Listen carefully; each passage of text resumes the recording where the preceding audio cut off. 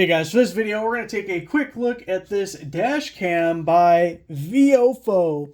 They were nice enough to send me this for free so I can make this video showing it to you.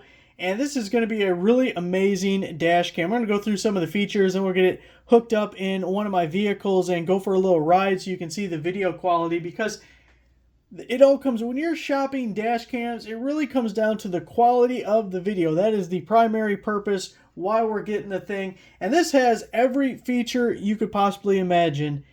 Any feature you ever wanted in a dash cam, this has it. But despite that, it still always comes down to the video quality. So we got to see that firsthand to see what we think of it. And this has a 4K camera for the front-facing camera, but it also comes with a rear camera, and you're even getting 2K on that. So we should get really good video from both of those. But as far as the many features that you get with this guy, is it has GPS in it. You can also connect it to an app and app control this guy, which is a nice little additional feature. It has a parking monitor, but you have to have a hardwire kit so that it has power all the time for the parking monitor to work. So you're going to need that separate as far as the hardwire kit, but it is capable of doing it. You could also do voice control. If you want it to take a picture, start recording, stop recording, if you want to lock a file, you just tell the camera what you want and the voice control will take care of that,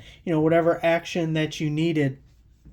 So you can see we have the display screen here with our different buttons with the menu and forward and back and all of that. And on the side here, we have our input for the rear-facing camera. Also, that looks like a reset button. Slot for the micro SD. Now, the micro SD is not included. It supports up to 512 gigabytes, so that's a lot, but you are playing with a 4K camera and a 2K camera, so those are going to be big image files. You definitely want a decent size micro SD card in there. And then we have the jack also for the interior camera, which is not included with this kit, but it can be expanded upon and you can get that. So the mounting is super easy, just a 3M peel and stick guy to put it on your dash. Now, I would recommend maybe getting some regular double-sided tape or something to do a temporary installation just to make sure you get it where you want, because usually once you stick this thing, it's pretty gnarly. It's going to stay on there. So make sure you have it where you want before we do a permanent installation. Got the lens here, and it pivots on that guy, so we can adjust the angle that we need for that. Now, the default, it plugs in using your 12-volt socket or cigarette lighter, if you will. It's 2 USB ports here, so I like that. We can plug in the dash cam, but then we can also still charge our cell phone or power another device that we may have.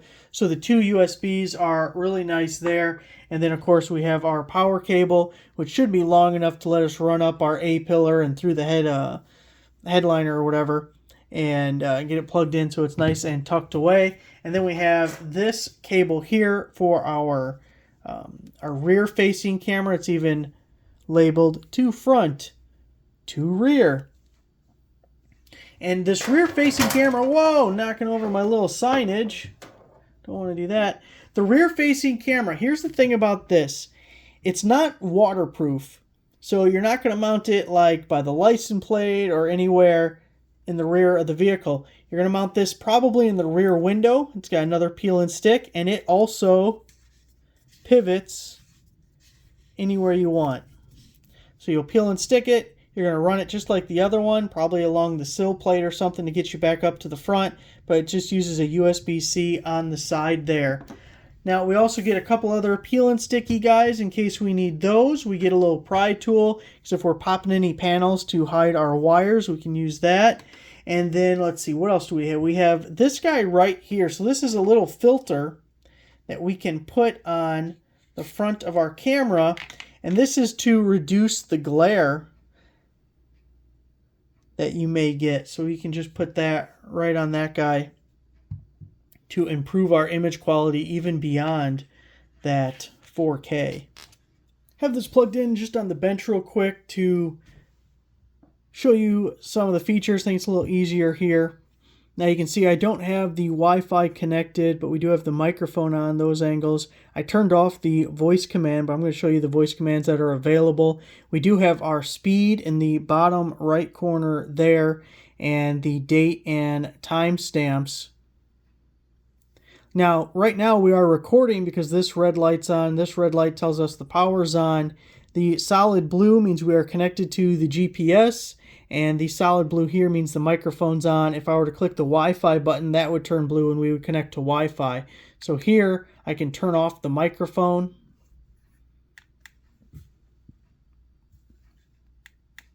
Now by default, every time you hit a button, it beeps and it talks to you.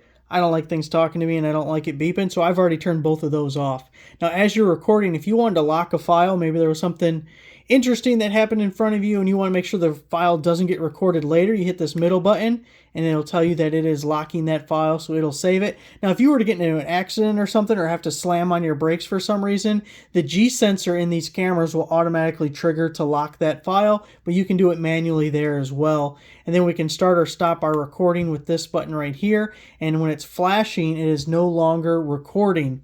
Now over here is the menu button. When you're recording, that'll take a snapshot, take a picture. When you're not recording like we are now, that gets us into the menu, and then we can go through our video and system settings. Now one thing I wanted to show you in the system settings, you know, here we're doing our Wi-Fi and our time zone, our date, all that kind of stuff. The beep sound, that's where I turned off the beep. The voice notification, I turned that off so they're not talking to us. The voice notification volume doesn't matter. Voice control I turned off, but here's the voice control commands. So these are all the things when you have voice control on that you can say to the device to get your different commands. And that's the second page of commands. So I just thought I'd show you that so you get an idea of what you can do. Then you have the GPS you can turn on and off. Screensaver, speeds if you're doing kilometers or miles per hour. So just a few of the settings there. And then the video settings, we can change the resolution, the bit rate, our loop recording, that's how long the video file is. I set it for 5 minutes. You can go up to 10 minutes or down to just 1 minute. You can turn on and off the recording, the audio, our G-sensor sensitivity. There's a bunch of different stamps that you can include. I guess it would be on your images and your video. You can do your license plate, GPS, the speed. There's a bunch of them. You can turn them all on and off here. Well, we can look real quick. Date, speed, GPS coordinates, a custom one, which I made mine Struggleville. Kind of. I ran out of characters. License plate, logo, brand, and HDR stamp.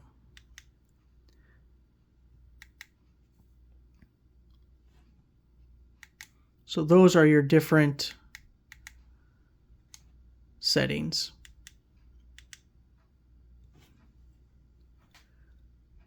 So now it's time to get this all hooked up, go for a drive, and show you guys the video quality.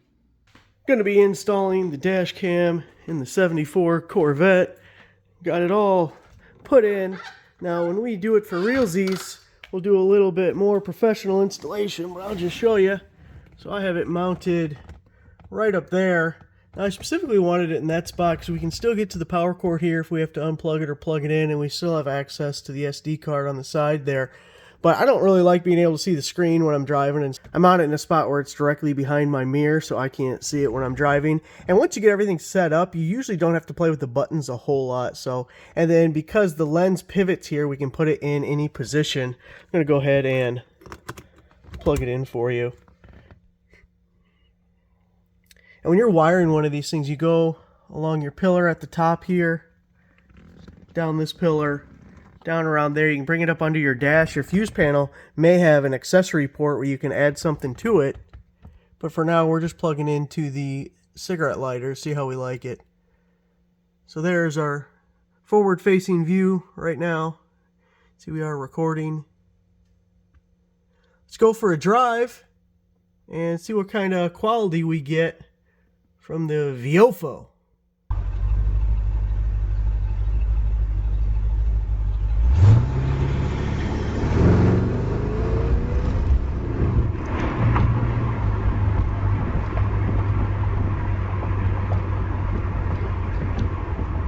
The rest of the video is going to be some driving clips. You guys can see the quality of the video, and I'll also play just the regular audio that's coming from the dash cam so you can hear it as well.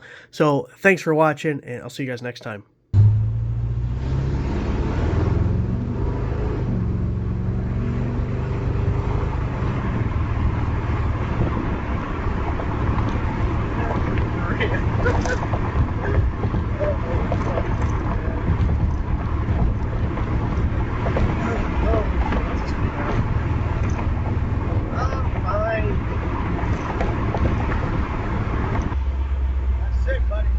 Hey, thanks.